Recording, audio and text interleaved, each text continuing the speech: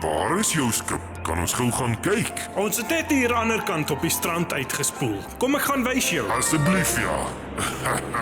Ja nee, ek moet sê, dis 'n stewige ou skipie die.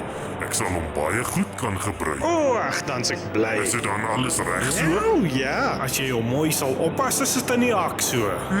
Ja nee, sy is veilig in my hande. Nou ja, nou wonder jy seker wat ek vir jou kan gee. Kom julle gou saam, my perseel is net die ander kant. Miau.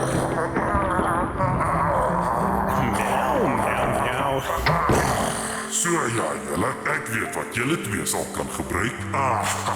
Ou blou blits, ek is so lief vir jou, maar dis tyd om nou weer iemand anders gelukkig te maak. Okay, hierdie is ou blou blits. Sy is 'n baie getroue ou motortjie. Ek het haar so lief.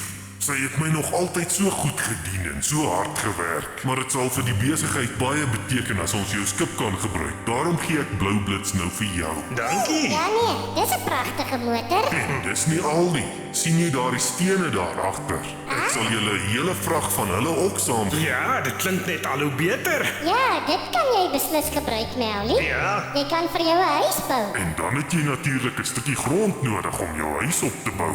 Ek sal vir jou 'n lappie grond gee. Daar aan die ander kant het ek 'n stukkie grond wat ek nie gebruik nie. En as 'n laaste bonus, sien julle daardie waantjie? Dis die waantjie waarop ek julle die stene sal gee. En julle kan die waantjie ook hou solank julle hom nodig het. Dankie, alles klink gaaf. My huis gaan ek sommer van gras en takkies bou, maar nou kan ek vir jou kom kuier in 'n steenhuis. Ja, ek sien nogal uit. Kom ons hak die waantjie en ons laai vir jou 'n vrag kom ons stene. Reg so.